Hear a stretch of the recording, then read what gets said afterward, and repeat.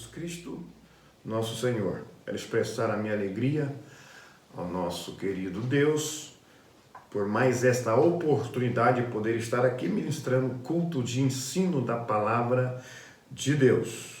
Dando a continuidade, quero louvar o nome do Senhor com o hino da harpa de número 126, que fala bem-aventurança do crente. Esse hino é bem alusivo aí ao assunto ao qual nós iremos decorrer hoje, que falará sobre as bem-aventuranças. Vamos louvar o nome do Senhor Jesus Cristo.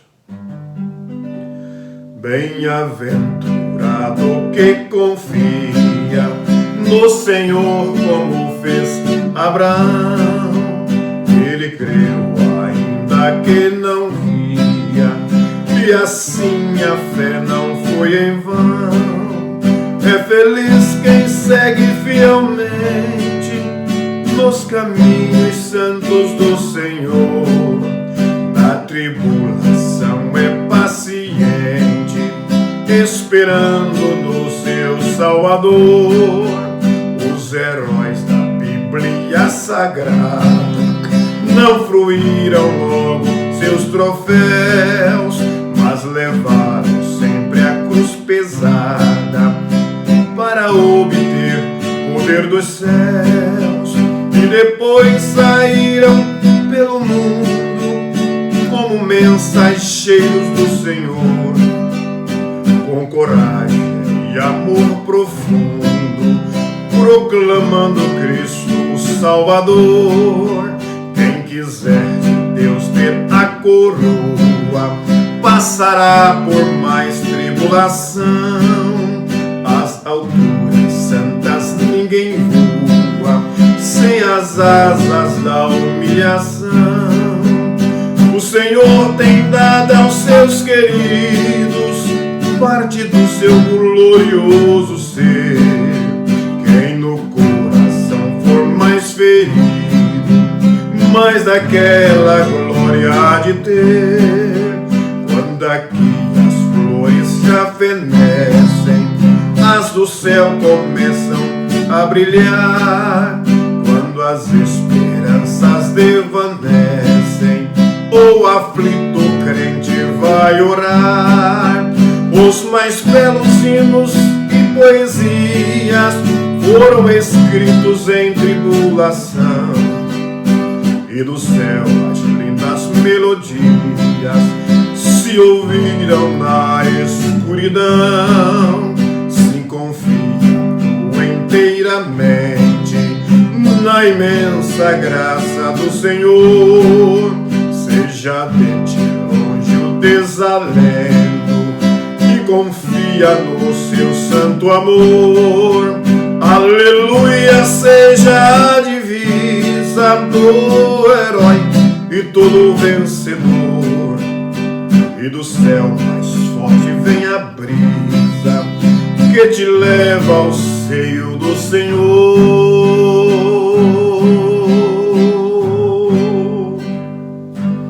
Louvado seja o nome de Jesus. Toda honra e toda glória seja dada ao nosso querido e bondoso Deus. Irmãos, eu quero já partir aqui para o assunto. Nós não queremos ser muito extensos, né? Não queremos ser muito extensos, mas quero mandar aí um forte abraço a todos os irmãos que nos acompanham, os irmãos das congregações, na pessoa dos seus respectivos dirigentes. Deus abençoe maravilhosamente pelo apoio que temos tido ao ter a companhia dos irmãos, acompanhando aí, assistindo os cultos.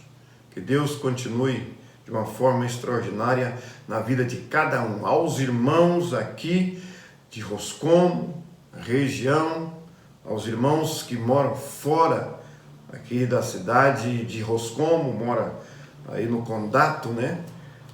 De Roscomo, que Deus visite vocês de uma forma extraordinária. Glórias a Deus. Aos os irmãos que com certeza têm nos assistido, aí do Brasil, Espanha e outros países, a nossa saudação, nosso forte abraço. Meu forte abraço mais uma vez à minha família, toda a minha família, na pessoa da minha mãe, irmã Divanira Maria Silva, Deus abençoe maravilhosamente, e na pessoa do irmão Adelício Rodrigues, também transmito o meu abraço e a minha saudação a toda a família Rodrigues, toda a família Soares, no nome da irmã Marinha, irmã Maria Conceição, minha sogra. Que Deus abençoe maravilhosamente, poderosamente a vida de todos os queridos irmãos, todos os irmãos aí da cidade de Inaciolândia, que tem nos acompanhado. Muito obrigado, um forte abraço a todos.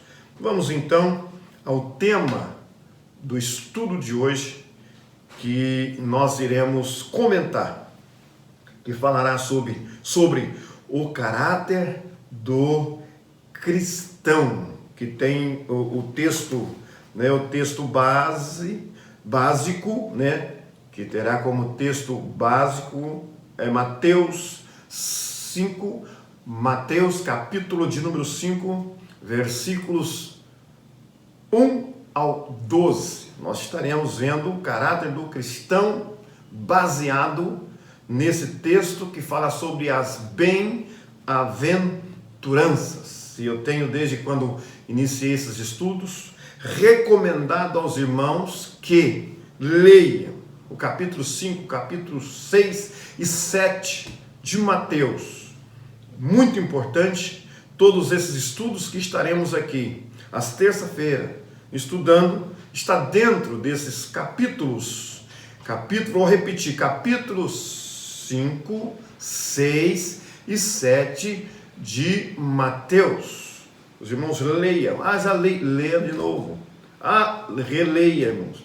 Isso é bom, a palavra de Deus é bom nós lermos todos os dias, para que possamos, irmãos, ter condições de gravar a palavra de Deus e deixar que ela desça para o nosso coração. O salmista Davi, né, ele escreveu: escondi a tua palavra no meu coração para não pecar contra ti. Se a palavra de Deus está no nosso coração, isso nos trará grande resultado, porque nos livrará de pecarmos contra Deus. Eu não vou ler esse texto, irmãos, porque estarei lendo no decorrer aí, do assunto. No decorrer do assunto, nós estaremos lendo os versículos que está contido aí em Mateus capítulo 5, verso 1 ao 12. Mas eu quero ler aqui um versículo chave, são dois versículos que nós encontramos lá no livro de Salmo de número 42. Quero abrir aqui a minha Bíblia para que possamos ler para os irmãos. Livro de Salmo de número 42, versículos 1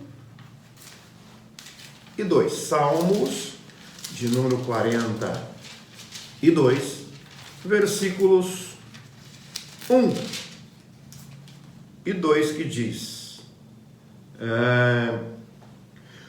como o servo brama pelas correntes das águas, assim suspira a minha alma por ti, ó Deus. A minha alma tem sede de Deus, do Deus vivo. Quando entrarei e me apresentarei ante a face de Deus. Aqui está o salmista, né? Ele nos escreveu aqui esses dois versículos maravilhosos, e eu quero, irmãos, pronunciar ou proferir a Deus, antes de entrarmos no comentário desse assunto tão importante, o caráter do cristão. Eu quero orar. Deus Santo, poderoso, Criador dos céus e da terra, de tudo que nela há, te glorifico, te exalto, te louvo, Senhor, por esta rica oportunidade.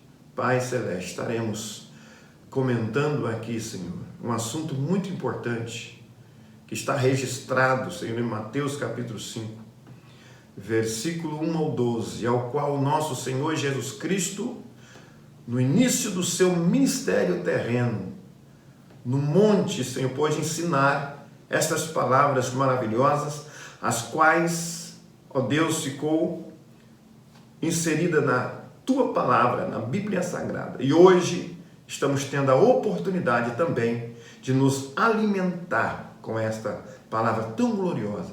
O Senhor fale no profundo, no íntimo de cada coração, de cada um que estarão, Senhor, assistindo, ouvindo esta palavra, que vá de encontro, Senhor Deus, com todas as necessidades espirituais. Fala de uma forma extraordinária. Eu peço, me inspira, me dê inspiração pelo teu Espírito Santo, para que eu possa, nesta hora, neste momento, ó Deus, com toda humildade e com todo tremor, transmitir a tua palavra em nome de Jesus. Amém. Irmãos, vamos aqui então continuarmos no assunto que traz-nos o título, o caráter do cristão. Nós sabemos que caráter é um conjunto das qualidades e defeitos de uma pessoa. Isso é definição de caráter. É o que nós vamos ver dentro do texto que eu citei, que estaremos lendo no decorrer aqui deste assunto tão maravilhoso, né? Ao comentarmos, de acordo com o comentário que estaremos fazendo, nós vamos lendo. Irmãos, o objetivo deste ensino, desse estudo, é o quê? É mostrar que a cultura do mundo e a cultura de Cristo estão em total desarmonia. A cultura do mundo e a cultura de Cristo estão em total desarmonia, ou estão na contramão, ou oposto, né? A cultura do mundo é oposto à cultura cristã, ou à cultura de Cristo. Isso é muito importante. Esse assunto, esse estudo fará, ou nos mostrará isso. Nos mostrará que a cultura do mundo e a cultura de Cristo estão estão em total desarmonia. Não existe parceria entre a cultura do mundo e a cultura de Cristo. É bom nós entendermos isso, com certeza, e nunca nos esquecermos. Nós servimos a Deus, pertencemos os céus e temos então uma cultura a ser seguida. Temos uma cultura a ser seguida. E nós podemos entender que cultura, meus irmãos, é o complexo que inclui o conhecimento, a arte, as crenças, a lei, a moral, os costumes e todos os hábitos e apetites adquiridos pelo ser humano. Isso é cultura. Vou repetir: complexo que inclui o conhecimento, a arte, as crenças, a lei, a moral, os costumes e todos os hábitos e aptidões adquiridos pelo ser humano. Isso é definição de cultura. Cultura. Então, vamos em frente, porque temos que caminhar aqui no assunto. Eu quero entrar na introdução desse assunto maravilhoso, né? Antes de entrar na introdução, quero falar algo também muito importante. que nós seremos capazes, nós ao término desse estudo, se prestarmos atenção, se os irmãos atentar para esse assunto maravilhoso, desde o princípio, acompanhar assim, até o final, com certeza, nós seremos capazes, através deste ensino, desta palavra, deste estudo, o caráter do cristão, ok? Nós seremos capazes de distinguir a cultura do mundo e a de Cristo, que é muito importante. Eu como cristão, você como cristão, nós precisamos ter a capacidade de discernir ou de diferenciar a cultura do mundo e a cultura de Cristo. Também seremos capazes de analisar em que cultura está mais enquadrado. Eu serei capaz de analisar em qual cultura que eu estou mais enquadrado. De onde que nós vemos isso? Exatamente na palavra de Deus. Porque quando nós lemos a palavra de Deus, aqui está as instruções.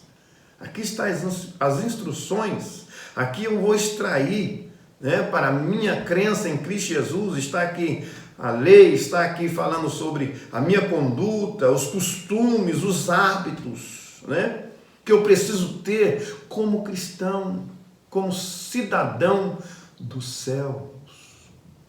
Amém? Seremos também capazes, irmãos, de praticar os valores de Cristo em detrimento dos do mundo. Olha que coisa maravilhosa, importante. Por isso que eu volto a dizer, esse estudo, irmãos, é maravilhoso, é poderoso, traz-nos um enriquecimento para a nossa vida espiritual.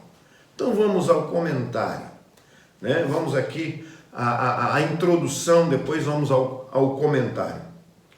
As afirmações de Jesus são opostas à maneira do mundo, que o mundo pensa. As afirmações de Jesus são opostas à maneira que o mundo pensa.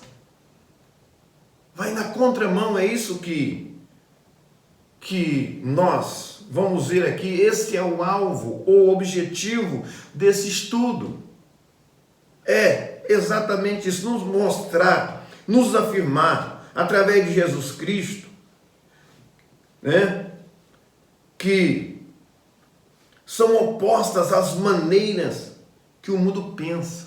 O mundo, irmãos, acha que a verdadeira felicidade vem de quê?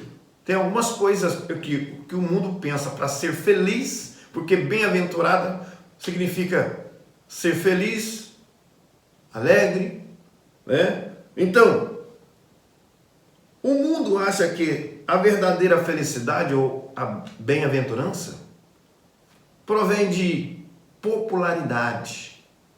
Olha só, uma das coisas que o mundo pensa para ser feliz, a pessoa precisa ser popular, ser ovacionado, ser bajulado, ou ser querido, por todos. Outra coisa, eles acham que, o mundo acha que para ser feliz, para ter a verdadeira felicidade, precisa ser rico, é através da riqueza, através do sucesso. A pessoa que faz sucesso, bem-sucedido na sua vida, no meio da sociedade. E outra coisa, beleza física. Então, são baseados nessas coisas e outras. Mas agora vem Jesus e vira tudo de cabeça para baixo. Nós vamos ver que o que Jesus falou, ensinou no Sermão do Monte, é completamente oposto da ideologia do mundo. Aquelas pessoas que viviam naquela época pensavam sobre ser feliz. Então nós vamos ver que Jesus veio pregando e anunciando completamente ao oposto daquilo que o mundo achava, que as pessoas achavam do que é ser feliz. do que fazer para ser feliz, para herdar o reino de Deus. Para nós herdarmos o reino de Deus, nós podemos perceber, segundo o ensinamento de Jesus aqui no monte, é totalmente diferente do que pensavam aqueles que viviam naquela ocasião. E hoje ainda não é diferente, para muitos ainda é assim. Para ser feliz tem que ser popular, para ser feliz tem que ter riqueza, possuir muitos bens materiais, tem que fazer sucesso. Agora, quantas pessoas populares, pessoas aí pelo mundo afora, prova que isso não traz a felicidade? Quantas pessoas riquíssimas que tiram a sua própria vida, que estão mergulhadas na depressão, na tristeza profunda? São milhares. Quantas pessoas que fazem sucesso, que os seus nomes estão aí nos primeiros lugares no sucesso, mas porém também muitos tiram a sua própria vida, mas porém também estão em um quadro difícil, em depressão profunda. Cadê o sucesso? Cadê o dinheiro? A beleza física? Quantas pessoas bonitas que até se gabam porque são bonitos, mas não têm a verdadeira felicidade, às vezes busca isso em lugares, em coisas que não são capazes de proporcionar a verdadeira felicidade. A verdadeira felicidade nós encontramos, ou nós temos conhecimento. Da onde vem a verdadeira alegria? Vem do conhecimento do favor divino. Qual foi o favor divino para conosco? Foi Jesus morrer na cruz do Calvário. Nós não merecíamos esse favor, favor imerecido. Através da morte de Cristo, fomos resgatados. Se eu reconheço isso, o favor divino, com certeza isso me proporcionará a verdadeira alegria, porque eu sei que em breve, ao findar aqui, estaremos na eternidade com Cristo, e isso nos proporciona a verdadeira alegria. Não adianta ter riqueza, ter fama, não adianta ter popularidade, não adianta ser bonito, ter beleza estética e não ter o conhecimento do favor imerecido que Jesus Cristo fez por nós. Quando nós reconhecemos, isso prova. Esse reconhecimento é provado através da nossa fé, quando aceitamos a Cristo como nosso Salvador. Aí sim, começamos a possuir nesta vida a verdadeira alegria. A verdadeira alegria. Então, pertence não àqueles que parecem estar no topo do mundo, mas aos pobres de espírito. Olha aí. A verdadeira alegria que vem do conhecimento, do favor divino, pertence não àqueles que parecem estar no topo do mundo, no topo, mas aos pobres. Olha aí, irmãos, olha aí a diferença, olha aí a grande diferença, o que torna oposto o que o mundo acha de ser feliz. Mas aos pobres de espírito, aqueles que choram, que têm fome e sede de justiça. Enquanto os muitos acham que para ser feliz precisa ser rico, Jesus vem dizendo que precisa ser pobre de espírito. Jesus, enquanto aqueles que, para mostrar que é feliz, precisa ficar sorrindo, mostrando os dentes, vem Jesus Cristo falar aqueles que choram. Enquanto o mundo acha que para ser feliz tem que ter muita fartura nessa vida, muita riqueza nessa vida, Jesus vem falando que é para aquele que tem fome e sede de justiça. Então está aí a grande desarmonia entre o que o mundo pensa que é ser feliz e entre aquilo que Jesus ensinou. Agora nós, em sã consciência, ficamos com os ensinamentos de Jesus, porque se assim nós procedermos, nós herdaremos o reino dos céus.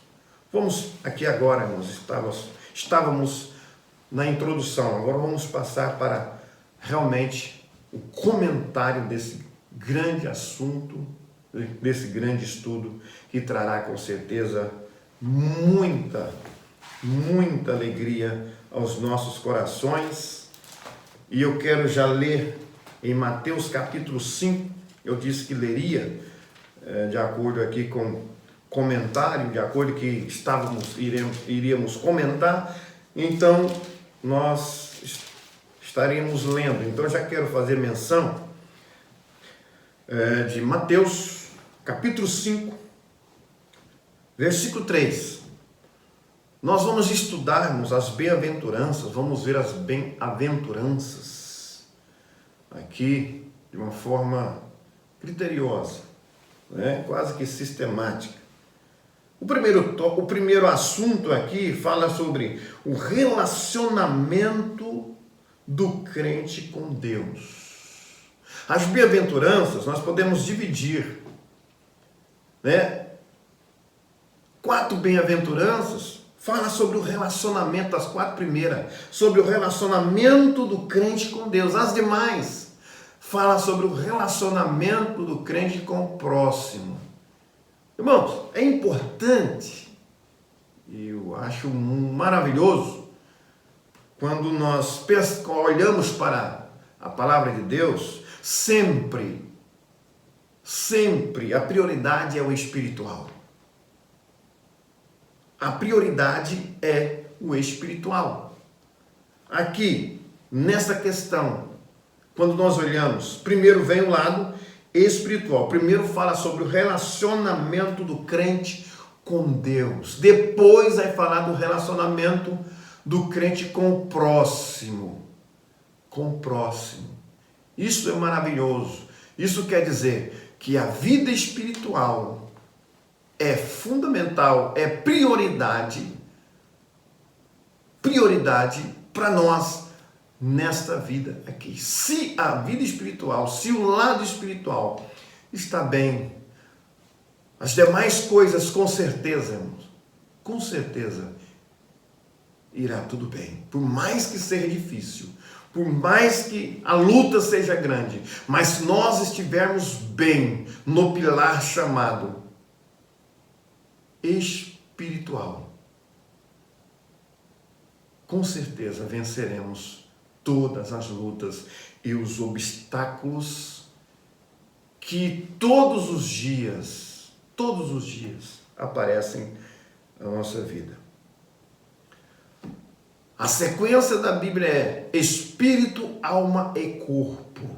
Tá? A maior prova que primeiro vem o espiritual. Primeiro vem o invisível, porque nós somos tríplice. Por que não corpo, alma e espírito? Não, espírito, alma e corpo. Porque, irmãos, se nós não dermos preferência à vida espiritual ou à espiritualidade, isso torna-se impossível nós sermos bem-sucedidos como cristãos. Precisamos sim. Isso é prioridade. As outras coisas são secundárias. Vem depois. Vem em segundo lugar. O que está escrito em Mateus? No Evangelho de Mateus, me parece que é 6:33, é isso? É isso. Mas buscai primeiro o reino de Deus e a sua justiça, e todas essas coisas vos serão acrescentadas. Primeiro o quê? Reino de Deus. Como que eu busco o reino de Deus? Se não for através da espiritualidade, da santidade. Não conseguirei buscar o reino de Deus, se não for por aí. primeiro. Essa é a recomendação de Jesus Cristo, nosso Senhor. Para que as outras coisas possam ser acrescentadas na nossa vida, primeiro eu preciso buscar o reino de Deus. Não pode ser ao contrário. Mateus 5, versículo 3, que diz: bem-aventurados os pobres de espírito, porque deles é o reino dos céus. Irmãos, o que é relacionamento? Aqui diz o relacionamento do crente com Deus. O que quer dizer relacionamento? Deixa eu falar algo para os irmãos. Todo tipo de relacionamento, todo tipo de relacionamento envolve o quê? Primeiro, convivência. Todo tipo de relacionamento, nós vamos falar aqui sobre relacionamento do crente com Deus. Exige ou envolve, primeira coisa, convivência. Eu preciso ter convivência com Deus no meu relacionamento. Convivência. Eu preciso ter comunicação. Agora, vamos voltar na convivência. Como conviver com Deus? Irmãos, em primeiro lugar, nós sabemos que Deus é santo. Sede santo, porque eu sou santo.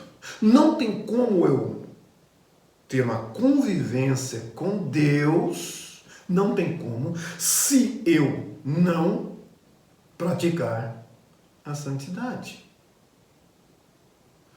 Não há nenhuma comunicação entre Deus e o pecado. Deus não mistura com o pecado. Em hipótese alguma, Deus é santo, 3 vezes santo. Então, eu devo entender isso. Para me relacionar com Deus, eu preciso ter convivência com Ele. Outra coisa, comunicação. Eu preciso ter comunicação. Como que nós comunicamos com Deus? A via certa é a oração. Através da oração, nós comunicamos com Deus. É necessário conversar com Deus no nosso relacionamento.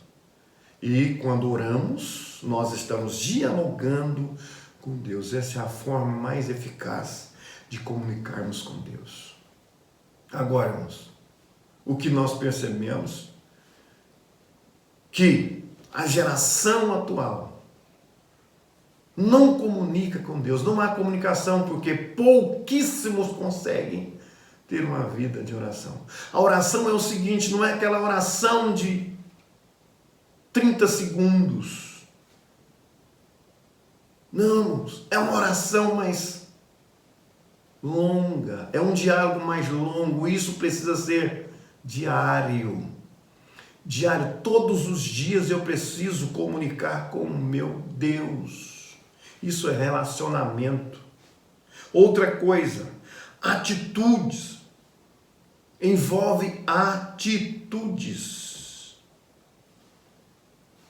Que deve ser algo presente numa relação entre duas partes. Essas coisas devem ser algo presente entre duas partes. Atitude, qual tem sido a minha atitude ou as minhas atitudes diante de Deus?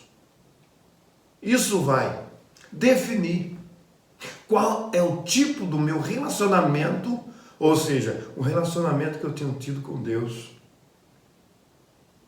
através disso que eu falei para os irmãos, da convivência, da comunicação e das minhas atitudes.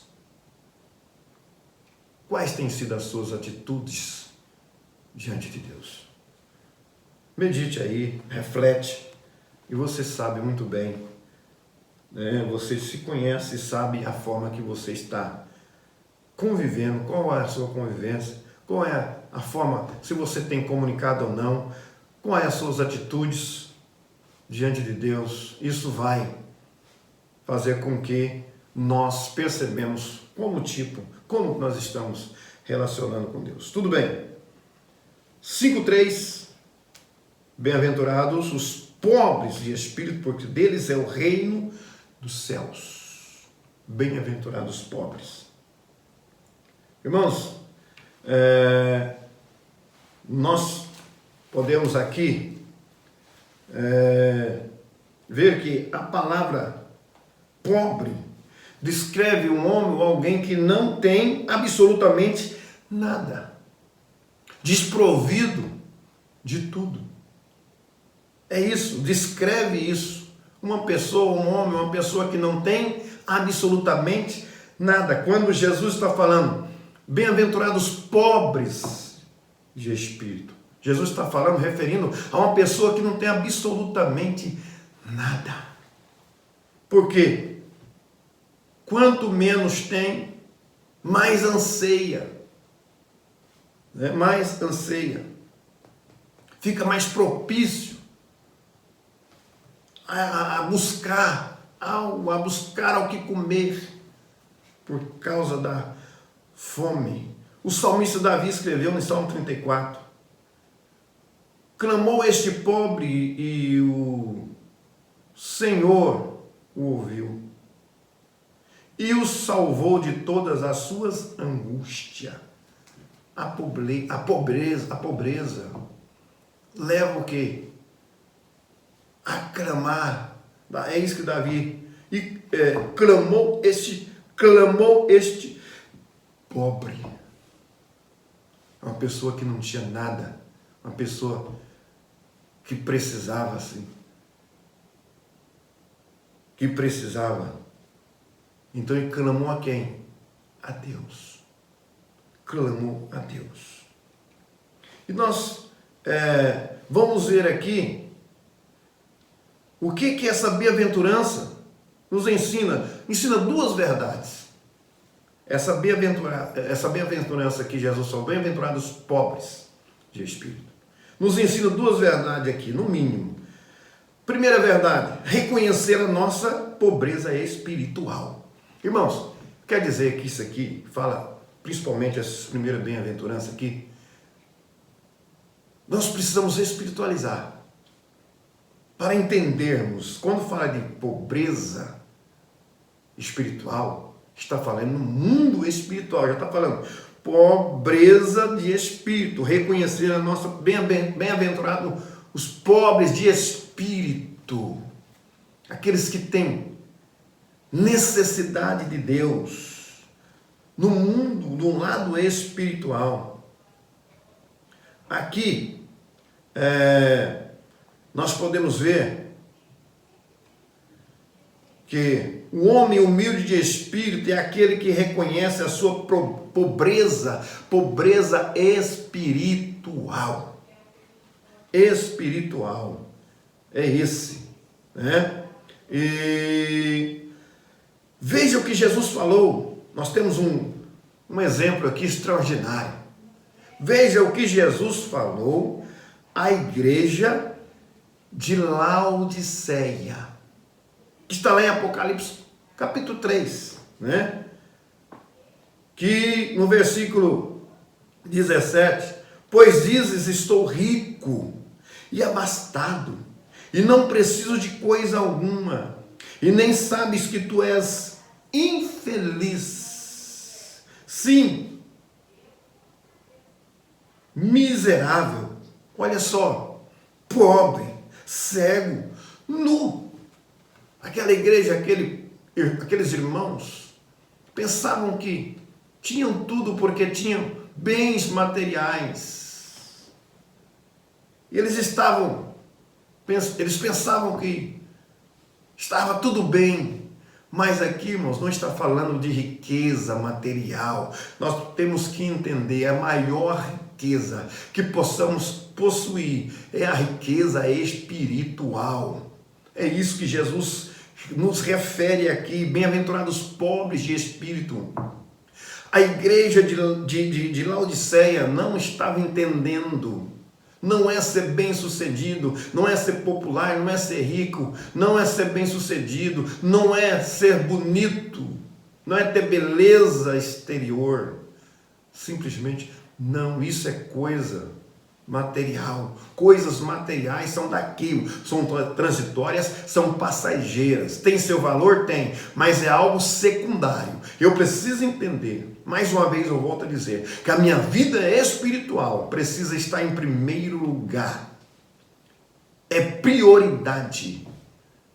É prioridade. Vida espiritual é prioridade nessa vida. As outras coisas são secundárias. Riquezas, beleza, sucesso, popularidade, isso fica em segundo plano ou talvez até mais do que o segundo plano. Primeira coisa, vida espiritual com Deus. A igreja de Laodiceia é um grande exemplo. Grande exemplo. Eles achavam, porque eram ricos, porque eram abastados, né? Não precisava de coisa alguma. Só que aquilo, para Deus, o que eles tinham era material. Nada surpreende Deus, porque Deus é o Criador de todas as coisas e tudo é dele.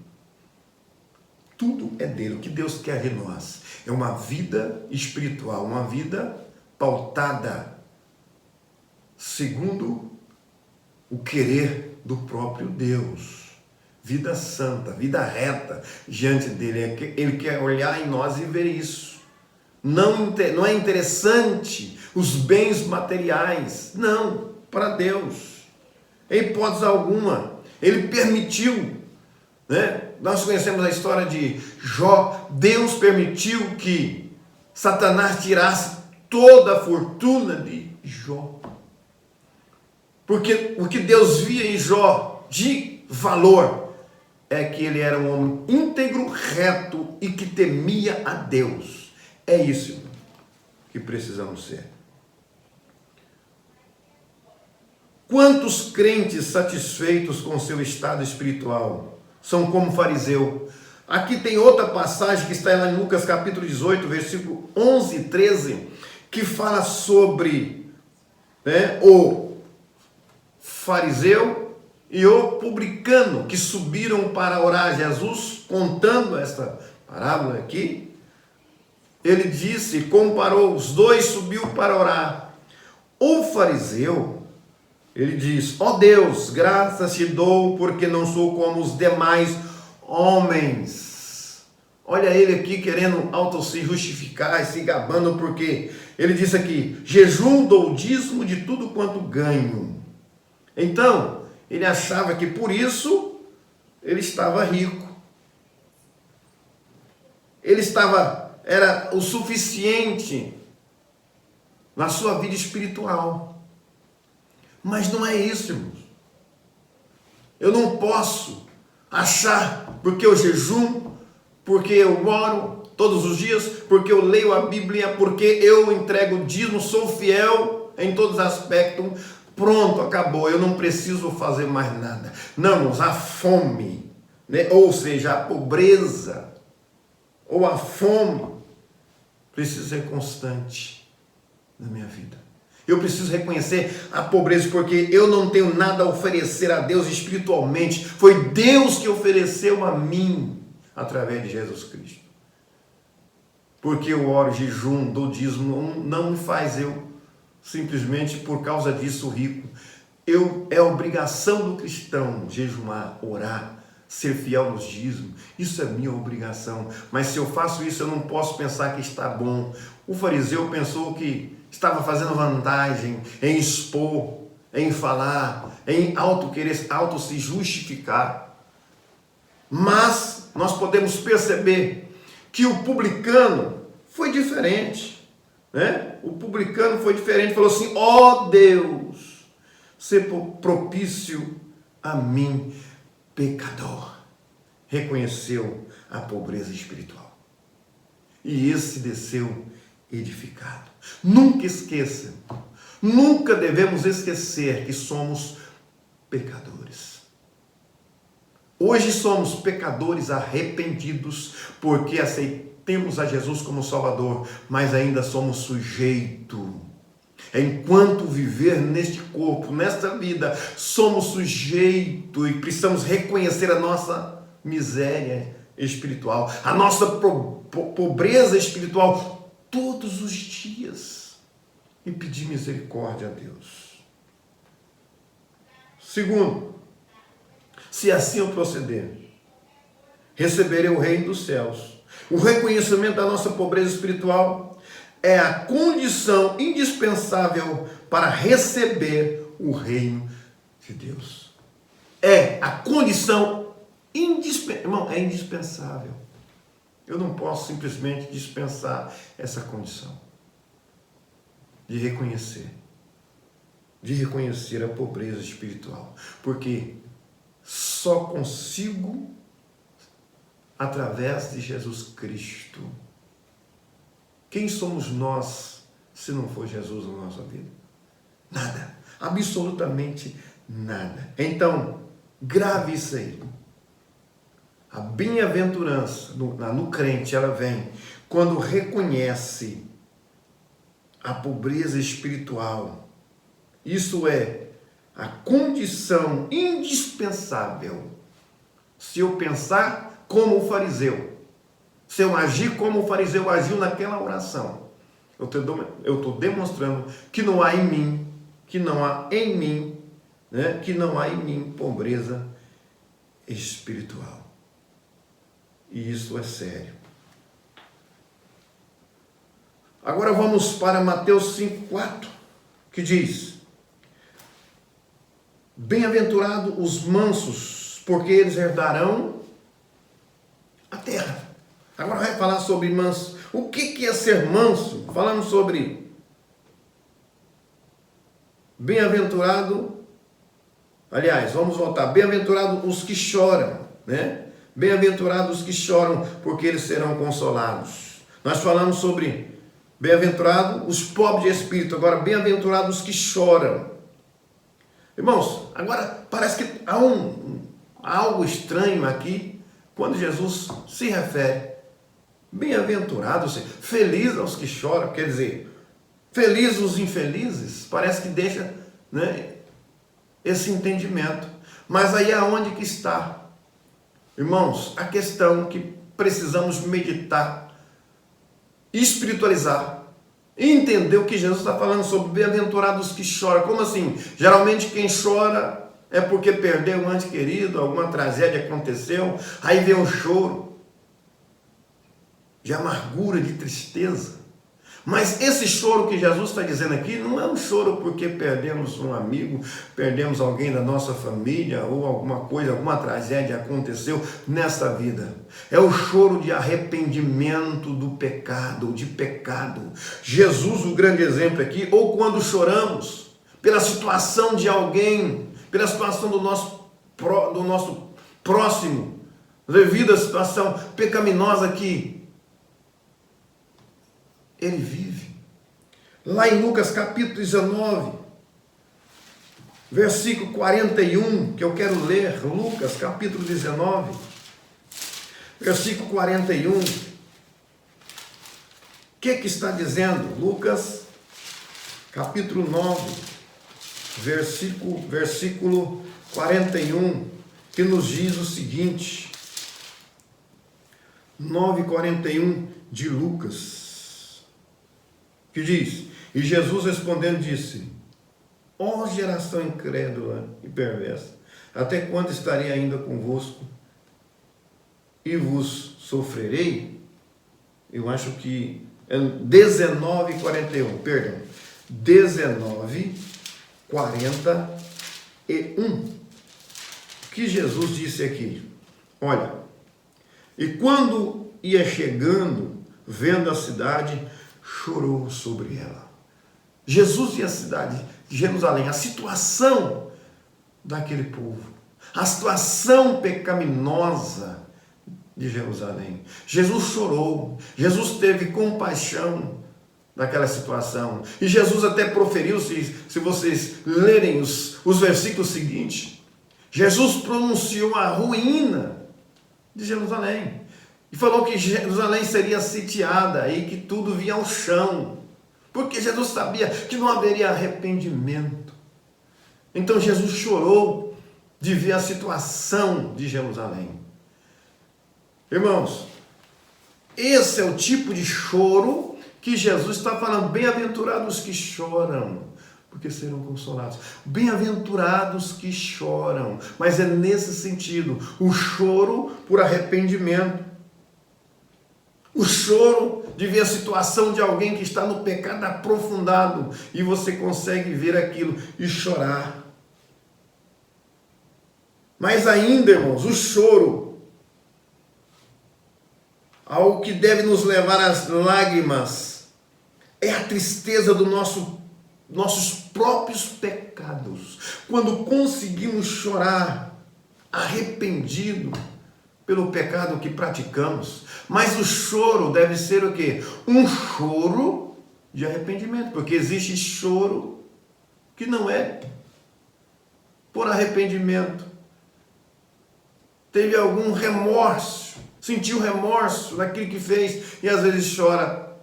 Mas de repente, quando passa o choro, está pronto para praticar ou continuar praticando as mesmas coisas. Agora, quando é o choro de arrependimento, nós conseguimos deixar, porque arrependemos e Jesus nos ajuda.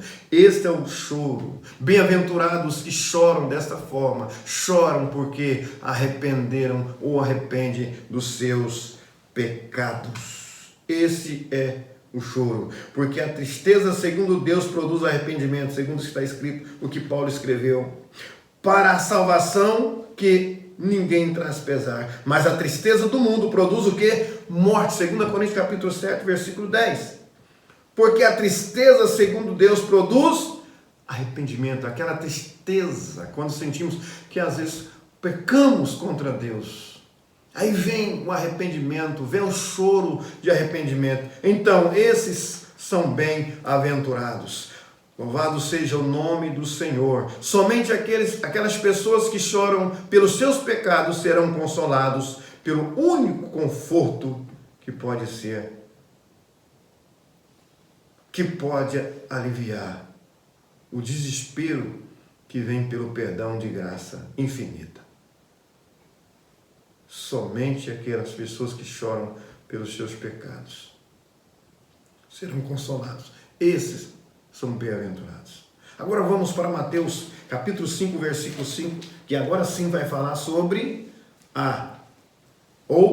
os mansos.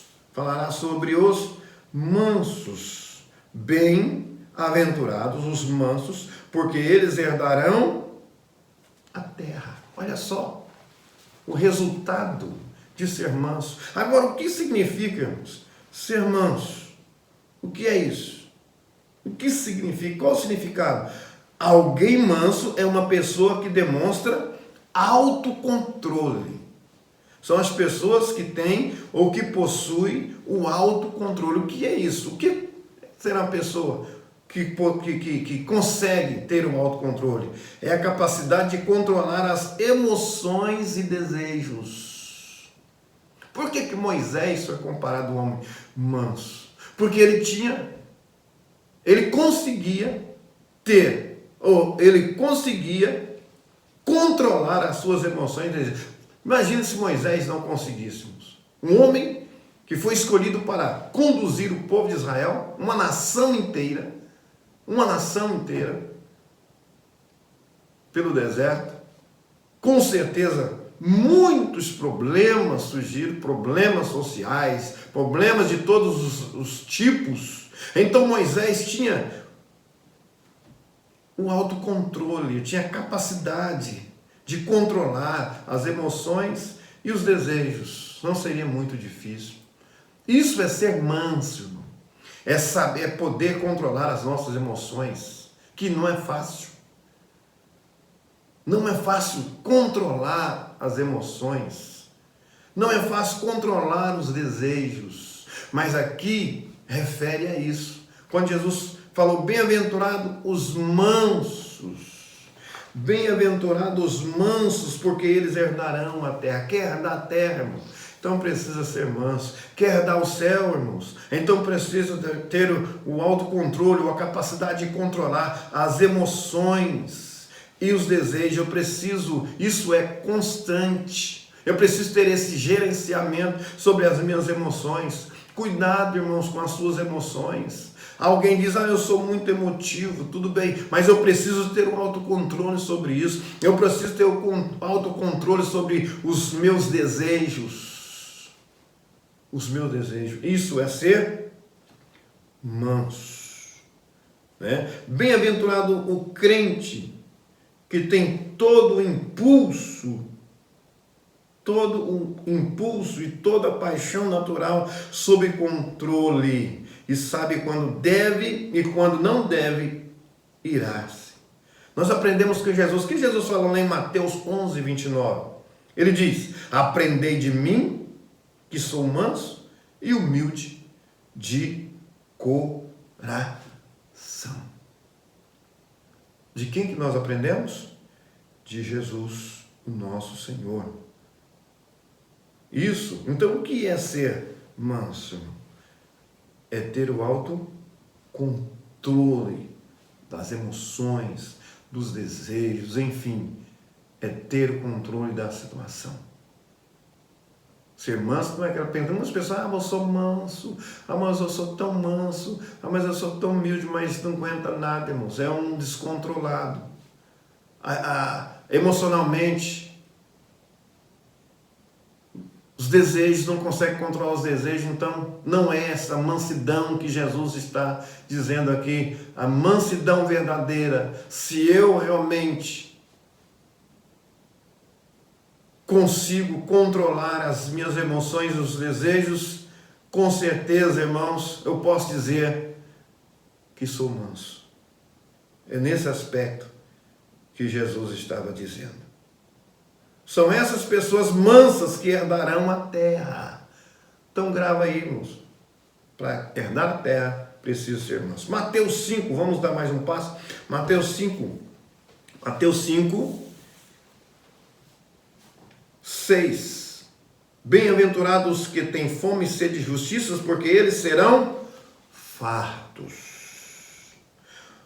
Os que têm fome e sede de justiça serão fartos, serão bem-aventurados. A fome aqui, irmãos, é uma fome de pessoas.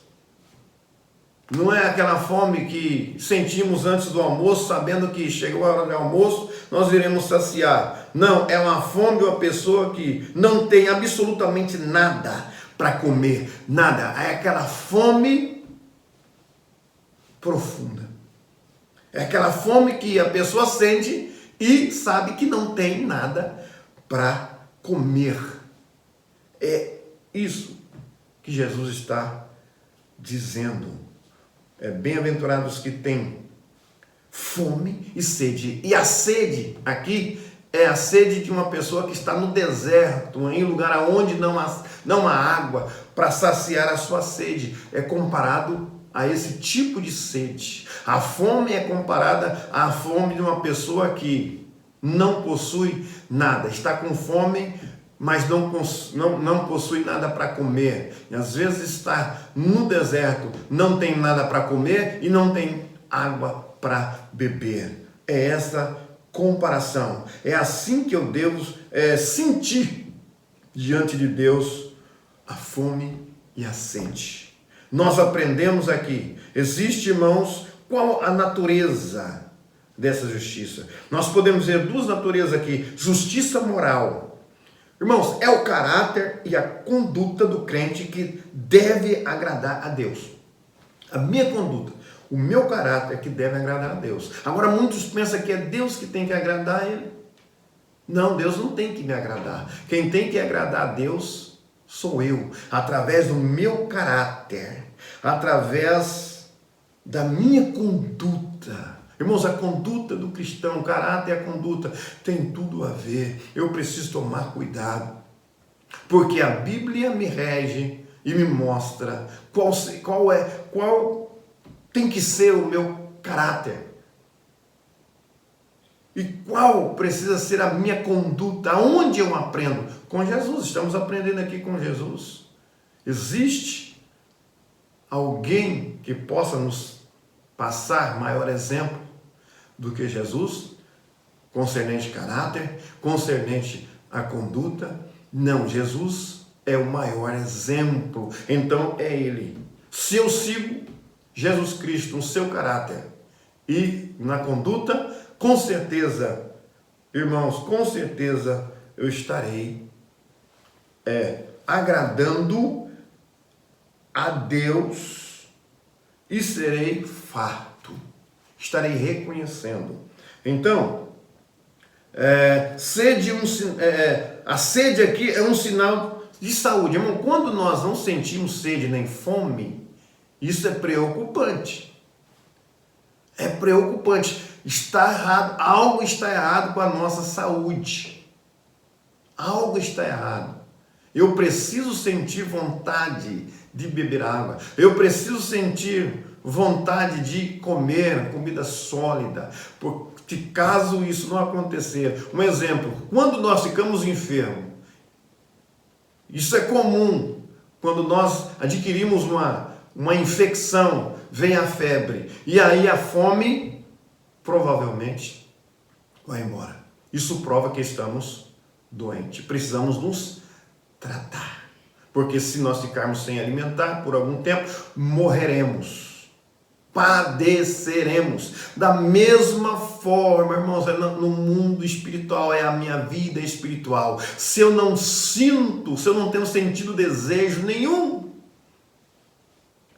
de beber da água que Jesus Cristo, qual é a fonte, de comer o pão da vida, que é Jesus, que é a palavra, irmãos, eu estou doente espiritualmente. Eu preciso sentir, mas é a fome, é aquela fome que alguém sente, ao qual não tem nada para comer, aquela fome profunda, aquela sede profunda, para que eu possa ser saciado por Jesus.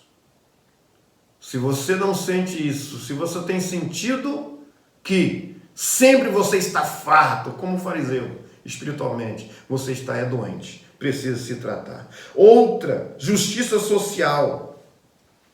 Né, irmãos? Justiça moral, que tem a ver conosco pessoalmente. A justiça social tem a ver com o próximo. Uma grande preocupação dos profetas menores foi com a injustiça. Está escrito lá em Amós capítulo 5. Porque aquele povo procedia, irmão, dolosamente, com balanças enganadoras, para comprarmos os pobres por dinheiro e os necessitados por um par de sandália, aproveitando da situação difícil dos pobres, né? Comprando-os com dinheiro por dinheiro e os necessitados por um par de sandália. Olha isso. Isso não é justiça. Irmãos, demonstramos fome dessa justiça quando buscamos a liberdade dos oprimidos e a promoção dos direitos humanos. Aí nós provamos que nós sentimos a fome dessa justiça, ou seja, justiça social, quando eu sinto aquele grande desejo de ajudar, de não aproveitar da situação alheia do meu próximo, mas sentir aquele forte desejo de ajudar. Assim como Davi aqui expressou, como suspira a costa pelas correntes das águas, assim por ti, ó Deus, suspira a minha alma. Salmo 42, 1 e 2. A minha alma tem sede de Deus, o Deus vivo. É isso que precisamos. É isso que precisamos. Vamos aqui, irmãos, caminhando. Agora, nós vimos aqui o relacionamento do crente com Deus. E vamos ver rapidamente aqui o relacionamento do crente com o seu próximo. Agora vamos ler Mateus 5,7, que está escrito: bem-aventurados os misericordiosos, porque eles alcançarão misericórdia. Não tem como eu alcançar misericórdia se eu não usar de misericórdia. É assim. Agora, eu gosto, às vezes gostamos, irmãos, que alguém use de misericórdia para conosco, quando precisamos, quando não precisamos, enfim, nós gostamos, nós apreciamos isso. Mas na hora de nós praticarmos a misericórdia, às vezes ignoramos. Nós vemos aqui uma passagem, muito importante que fala sobre a misericórdia. Misericórdia que é compaixão e socorro para uma pessoa que não tem a mínima possibilidade de se ajudar ou ajudar a si mesmo. Isso é compaixão. Ajudar as pessoas que não têm condições nenhuma de se ajudar. Nós vimos isso lá em Lucas capítulo 10, versículo 25 ao 37, que conta a parábola de quem? Do bom samaritano. Jesus citou essa parábola para mostrar para alguém que havia perguntado a ele, quem é o meu próximo? Aí Jesus começa a narrar essa parábola e dizendo que um certo comerciante, né, ia de Jerusalém a Jericó e ele foi alvejado pelos salteadores e foi esbofeteado, foi espancado e deixado lá semi-morto à beira do caminho. E de repente vinha subindo o sacerdote, olhou, não deu socorro, não socorreu. O levita, os religiosos, 2 religiosos, passou ao largo e não socorreu. Mas quando veio o samaritano chegou até aquele moço que estava ali semi-morto e fez os primeiros socorros ali, lavando as feridas com vinho, passando o azeite, e colocou na sua cavalgadura e levou ele para um lugar para continuar os tratamentos. E ficou ali. No outro dia, seguiu viagem, deixou 2 dinheiros. E prometeu que se os 2 dinheiros não fossem suficientes, quando ele voltasse, ele acertaria o restante da despesa. Mas levou para ser cuidado.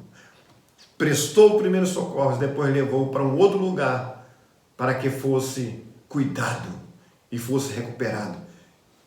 Isso sim é usar de misericórdia, porque aquele comerciante não tinha condições nenhuma de se ajudar. Estava ali semi-morto. Como? Que ele com certeza não conseguiria nem andar, não tinha nenhuma possibilidade. Então, o bom samaritano prestou o socorro, usando de quê? De misericórdia, usando de quê? De compaixão. De compaixão. Muitas pessoas, irmãos, preferem isolar-se da situação dolorosa da humanidade. Muitas pessoas preferem fazer como o sacerdote e o levita, ignorar. Eu não tenho nada com isso. Isso não é da minha conta. Às vezes tem a oportunidade de usar a misericórdia. Nós, como crentes, precisamos obedecer aqui. Jesus falou bem-aventurado.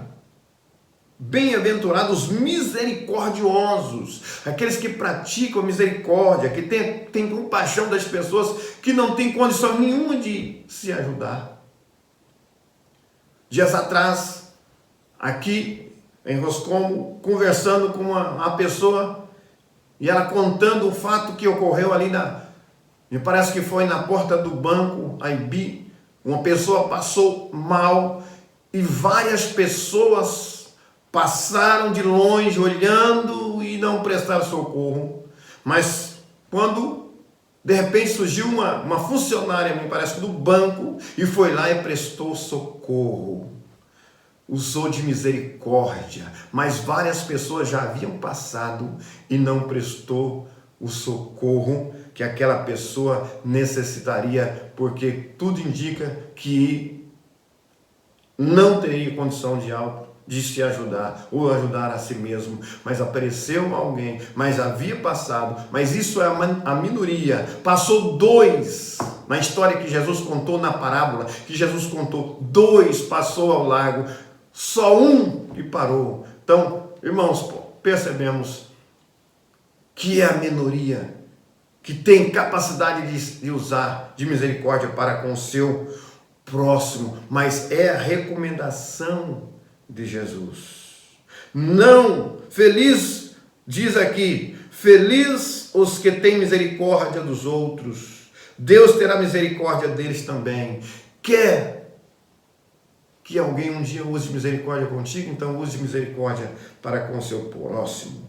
Não se esqueçam que aqueles que demonstram misericórdia encontrarão misericórdia. Agora vamos para Mateus capítulo 5, versículo 8. Vamos dar mais um passo. Bem-aventurados os limpos de coração, porque eles verão a Deus.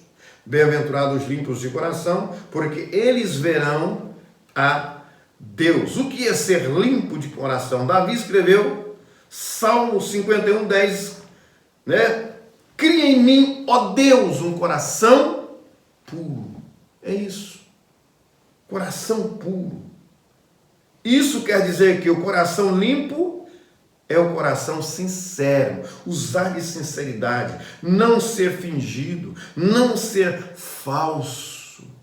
Há muitas pessoas, e até crentes, que na frente, irmãos, demonstra uma coisa, até abraça, até, né, sorri, mas por trás não é aquilo, usando de falsidade. Isso não é ter coração puro, coração limpo.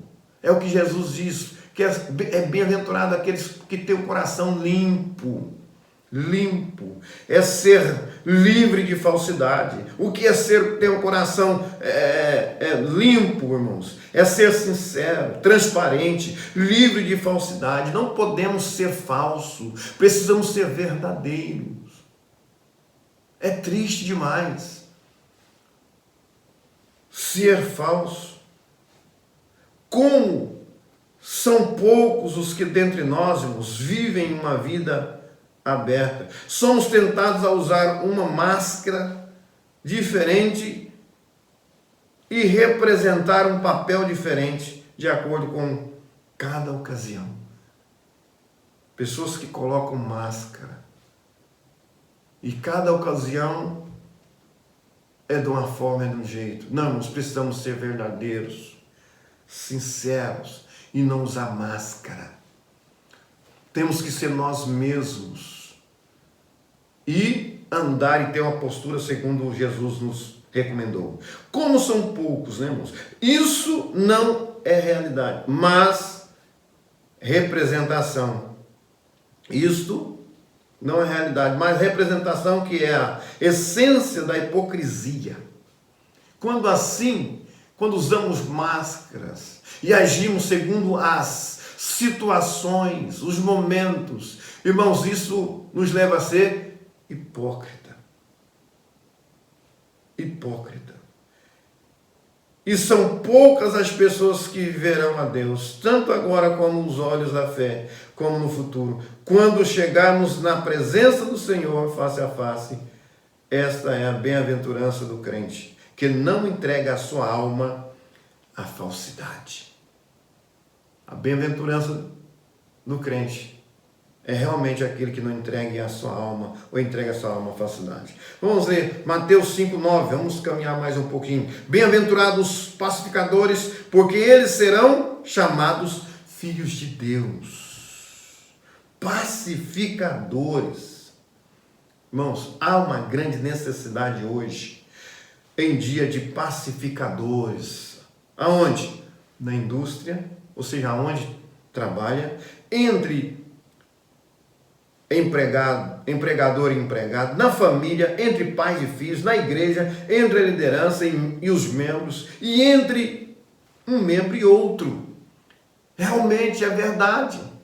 Está difícil, está, né, irmãos? Está difícil. Por quê?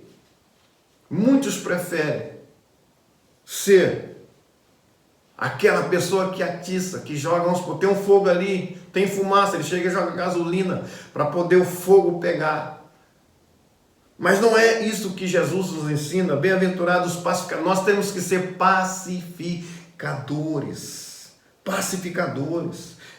Na onde nós trabalhamos, na indústria, né? Entre a família, pais e filhos, conseguir conciliar a situação, se porventura necessário for, na igreja, entre a liderança, entre os membros, entre um membro e outro, precisamos ser pacificadores. A coisa mais difícil não é criar caso, incentivar atrito. A coisa mais fácil, aliás, a coisa mais fácil é criar um atrito.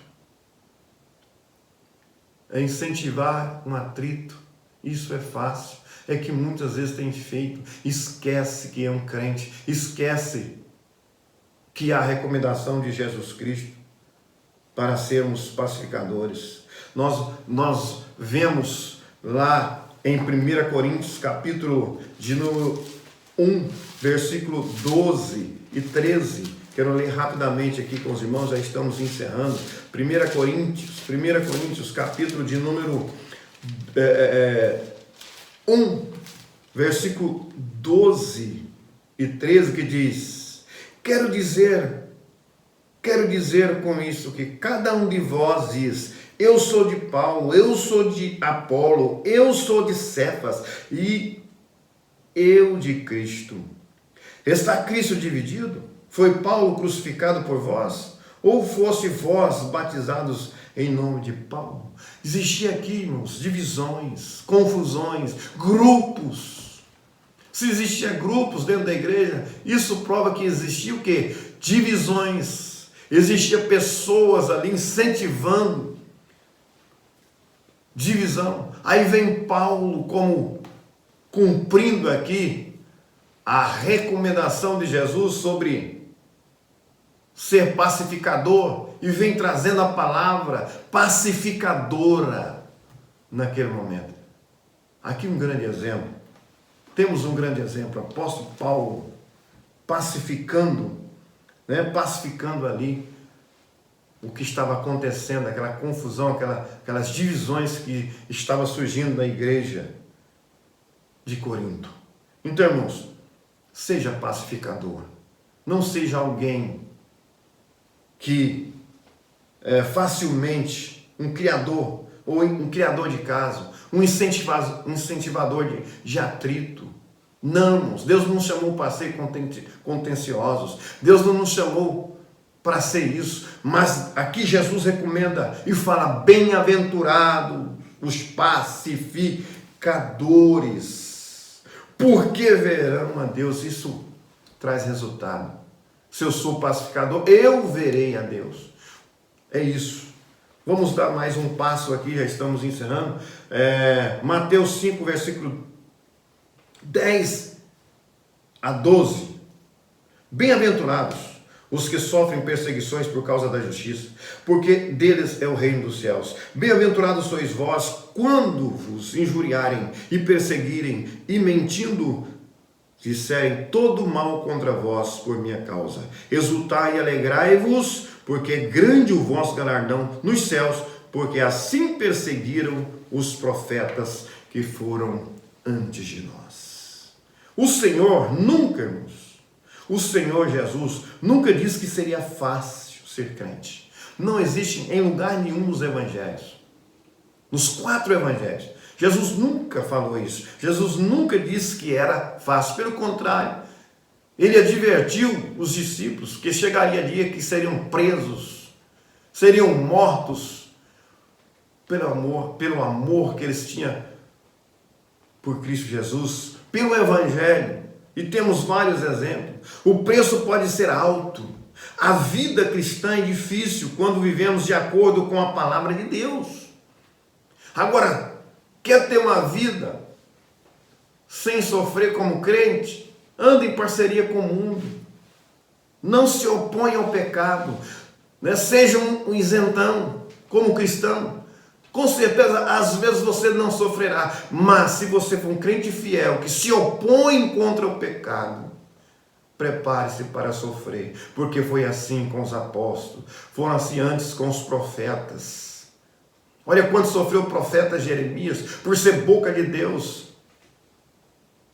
Em uma época de decadência, a qual os reis estavam desviados na presença de Deus. E quando Deus usava Jeremias para contestar as práticas pecaminosas daqueles reis, então ele sofria muito. Foi jogado no calabouço. Quantas vezes sofreu apanhou por falar a verdade, por obedecer a ordem de Deus. Mas é isso, irmãos, é privilégio. Isso é ser bem-aventurado. Quando somos perseguidos porque servimos a Deus, porque somos fiéis, às vezes somos odiados, ignorados. Porque hoje, irmãos, o negócio não está fácil. Há uma grande mistura. Muitos não querem compromisso. Quer ser crente na verdade, mas viver em conformidade com o mundo. Cuidado, irmão, se você começar a receber só elogios pela sua fé. Cuidado com isso. Possa ser que alguma coisa esteja errada. É bom rever isso, porque geralmente os crentes fiéis, eles não são muito bem aceitos, são criticados, são zombados. Muitas das vezes. Então, mas isso nos traz a bem-aventurança. Não há dúvida que a perseguição é simplesmente o conflito entre dois sistemas de valores irreconciliáveis. Sabe por que sofremos? Sabe por que o crente verdadeiro, às vezes, ele sofre perseguição? É porque ele vai na contramão, ele combate o pecado. E isso faz com que muitos, até dentro da igreja hoje, principalmente, seja odiado, seja talvez mal vistos por muito. Alguém diz, não, quer ser crente demais, é crente, né? Não, é porque o tal, ele preserva os ensinamentos da palavra de Deus e leva a sério a fé. Então, o motivo, irmãos, é isso. Porque simplesmente o conflito entre dois sistemas de valores que são opostos. É isso, nós nos devemos opor contra o pecado, mesmo que tenhamos que ser perseguidos, porque muitos, até hoje, em vários países, ser crente, irmão, é sofrer, é ser expulso de casa. Ser crente, irmãos, fiel, é enfrentar a morte, é ser martirizado. Em muitos países ainda, muitos crentes são mortos. Muitas pessoas são expulsas de casas porque aceitaram a Cristo, servem a Cristo, professam a fé em Cristo Jesus. Perseguição tem sido a marca dos fiéis no decorrer da história, irmão. Leia no Velho Testamento, no Novo Testamento. É a marca do cristão, a perseguição. Não sei como que entrou na mentalidade de muitos hoje, esta questão de ser crente, não poder sofrer, não pode ficar enfermo, não pode ser pobre, não pode padecer necessidade. Paulo escreveu lá acho que Filipenses, posso todas as coisas naquele que me fortalece. Mas se você ler antes o contexto, Paulo está dizendo algo importante. Ele diz que sabia padecer necessidade, sabia ter fartura, sabia ter o controle dos momentos de enfermidade ou das situações difíceis. Depois ele diz, posso todas as coisas naquele que me fortalece. É assim até hoje, irmãos. Entrou um conceito e outra coisa, depois que entrou essa teologia da prosperidade, aí piorou, porque prega-se que o crente tem que ser próspero, tem que possuir bens, ele tem que ser bem-sucedido, mas não é por aí. O Evangelho de Cristo, nós vimos aqui, olha, a igreja em Laodiceia que se gabava por possuir riquezas, e Deus repudiou e chamou eles de pobre, cego, miserável, nu, porque o depósito deles, a confiança deles estava simplesmente na riqueza dessa terra, dessa vida. Então, irmãos, devemos estar prontos para ser perseguidos, porque serão bem-aventurados aqueles que são perseguidos por causa da justiça, por causa de Jesus, por causa de Cristo. Serão bem-aventurados. O que está escrito Nós podemos ver lá em Hebreus capítulo 11, versículo 36, capítulo 11, versículo 36 ao 38, não vou ler, mas fala sobre os heróis da fé, homens que sofreram, crentes que sofreram, foram perseguidos, cerrados, foram homens que deram as suas vidas a Deus, entregaram totalmente a Deus. Nós podemos ver na igreja primitiva, que está lá em Atos capítulo 2, versículo 13, que foram caluniados. Houve uma calúnia no dia do Pentecostes, que o povo estavam embriagados. Depois podemos ver também que Estevão, capítulo 4, versículo 18, que diz: absolutamente não falassem nem ensinassem em nome de Jesus. Isso é a questão não de Estevão, mas a questão de Pedro, que curou um homem e foi levado, e isso custou o quê? Prisão, porque havia curado um homem em nome de Jesus Cristo, fazendo a obra de Deus. Olha aí, não foi preso porque estava fazendo coisas erradas, matando, roubando, não, levantando falso testemunho de alguém, não, foi preso, foi levado até a presença dos magistrados, porque curou um homem. E eles quis proibir Pedro de não pregar mais, não fazer aquilo, mas só que Pedro não obedeceu, mas continuou obedecendo a Jesus. Também Estevão foi apedrejado, foi o primeiro mártir da igreja primitiva, por falar a verdade. Então, irmãos, é marcado em toda a história, aqueles que serviram a Deus e servem a Deus, precisam estar preparados para enfrentar as perseguições, porque são bem-aventurados. O motivo da perseguição, qual o motivo? Por causa da justiça. Não é crédito em ser perseguido por causa da nossa estupidez ou pecado. Não há crédito nenhum nisso. Simplesmente pagamos porque fizemos. Agora, se o motivo é por causa da justiça, sim, seremos bem-aventurados e receberemos a nossa recompensa. Por minha causa, ou seja, pela causa de Cristo. Quando aceitamos a Cristo e a salvação que Ele oferece, no mundo onde Cristo foi rejeitado e crucificado, seus seguidores devem esperar compartilhar dos sofrimentos dele. Jesus sofreu as mais baixas humilhações, torturas por nós. Então, devemos estar prontos também para sofrer por ele. Devemos estar prontos. A reação qual é a reação que devemos ter diante da perseguição? Regozijo. Devemos regozijar e exaltar. Qual será o prêmio pela perseguição, pela justiça? Grande o que? Será o nosso galardão, meu irmão. É isso que nos resultará. Então vamos concluir aí. Todos os crentes devem demonstrar todas as características detalhadas aqui nesse estudo que nós vimos.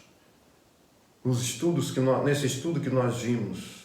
Nós não temos a liberdade, o crente, nós como crente, eu, você, nós não temos a liberdade de escolher alguma área especial e negligenciar outra. Não, nós não temos esse direito, essa liberdade. Foi imposta a nós por Cristo. Resta-nos a obedecer no todo.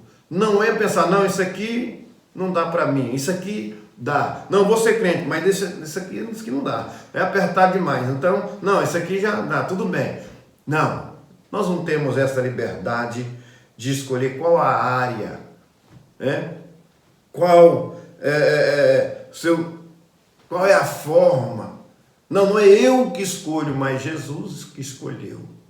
O que temos é que prosseguir, obedecer em todos os aspectos que o Senhor Jesus nos colocou à nossa frente. Devemos obedecer, se assim nós quisermos herdar a nossa vida eterna. Então vimos hoje, irmãos, detalhadamente sobre as bem-aventuranças, né? Aqui novamente, só repetindo, recapitulando para nós encerrarmos. Bem-aventurados os pobres de espíritos, porque deles é o reino dos céus. Bem-aventurados os que choram, porque eles serão consolados. Bem-aventurados os mansos, porque eles herdarão a terra. Bem-aventurados os que têm fome e sede de justiça, porque eles serão fartos. Bem-aventurados os misericordiosos, porque eles alcançarão misericórdia. Bem-aventurados os limpos de coração, porque eles verão a Deus. Bem-aventurados os pacificadores, porque eles serão chamados filhos de Deus. Bem-aventurados os que sofrem perseguições por causa da justiça, porque deles é o reino dos céus. E bem-aventurados sois vós quando vos injuriarem e perseguirem e mentindo disserem todo mal contra vós por minha causa. Que Deus abençoe a cada um. E eu quero neste momento dirigir a Deus mais uma palavra de oração em agradecimento. Eterno Deus, soberano, Criador dos céus e da terra, muito obrigado, Senhor, por este momento, por esta palavra, Senhor, que possa tocar profundamente aos corações daqueles que com certeza estarão ouvindo, Senhor Deus. Obrigado, te agradeço e peço em favor de todos, visita todas as famílias, guarda, protege, livra em nome de Jesus. Não sou hoje, sempre. Amém.